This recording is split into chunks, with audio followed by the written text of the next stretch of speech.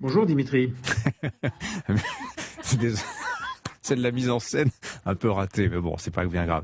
Nicolas, chose promise, le processus de suppression de l'ENA qui avait été annoncé par Emmanuel Macron a franchi un nouveau cap cette semaine. Oui, avec l'examen d'un décret qui va créer dans les effectifs de la fonction publique un nouveau corps, celui des administrateurs de l'État. Bon, dit comme ça peut paraître assez technique, mais la réalité, c'est que cette nouvelle entité regroupera une bonne partie des plus hauts dirigeants de l'administration française, ceux qui sont actuellement membres des fameux grands corps de l'État, préfets, diplomates, magistrats de la Cour des comptes, inspecteurs généraux, j'en passe. Près de 6000 cadres dirigeants, comme on dirait dans le privé, qui vont être rangés sous un même statut et donc perdre progressivement leur appartenance à leur corps d'origine. C'est l'autre face de la suppression de l'ENA.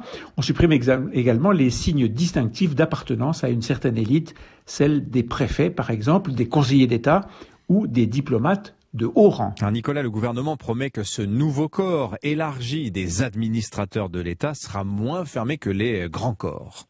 Parce qu'on reproche le plus souvent aux actuels grands corps, c'est l'entre-soi et le fait, lorsqu'on y est entré, d'être assuré d'avoir une progression toute tracée à l'abri des aléas professionnels ou des évolutions du métier. Il y a quelques mois, devant des centaines de hauts fonctionnaires, Emmanuel Macron avait soutenu que l'ENA et son classement à la sortie scellaient des destins à 25 ans, pour le meilleur et quelquefois pour le pire. Elle est là, la défiance. Être membre d'un grand corps, c'est avoir une carrière planifiée, c'est être protégé, c'est surtout porter les signes distinctifs d'appartenance à une élite, ce qui, évidemment, est insupportable en ces temps de populisme light. Alors, on les supprime, tous ces signes extérieurs d'influence.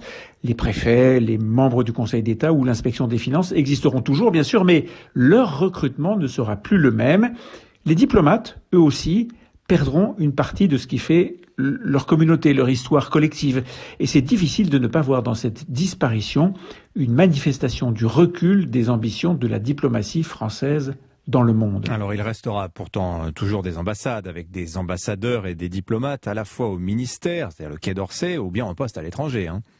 Oui, c'est vrai, mais une partie de ce qu'ils sont s'effacera progressivement au fur et à mesure que leur corps se diluera. D'abord, une ambassade, c'est un lieu de représentation qui doit être à l'image de la France. Elle doit traduire le prestige, la puissance de notre pays, et ceux qui l'occupent doivent être à ce niveau d'exigence. La diplomatie française n'est pas un ensemble de cadres sup piochés dans un groupe de haut potentiel à qui on inculque le b.a.-ba des relations internationales, de l'histoire des civilisations ou des conflits contemporains. Ce ne sont pas les mêmes savoirs que pour être inspecteur général de l'éducation nationale ou préfet. Les compétences ne sont pas les mêmes, les caractères ne sont pas les mêmes. Faire disparaître ce genre de grand corps, c'est faire disparaître une filière d'excellence. Et ce qui est préoccupant, c'est que tout ça se produit alors que les grandes heures de la diplomatie française sont déjà quasiment derrière nous.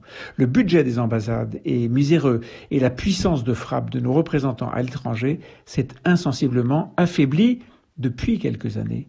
L'exemple le plus frappant de cette triste réalité, eh bien, on le trouve à Bruxelles, où la représentation française est maintenant dépassée par la diplomatie allemande. Notre présence dans les arcanes de la communauté européenne est passée au second plan. Notre influence y perd, et ce n'est pas avec un machin du genre de ce nouveau corps des administrateurs de l'État que la tendance va s'inverser. Signature Nicolas Bétou, le directeur du journal L'Opinion, votre journal Nicolas qui met à la une ce matin le bilan de Macron, chance ou boulet.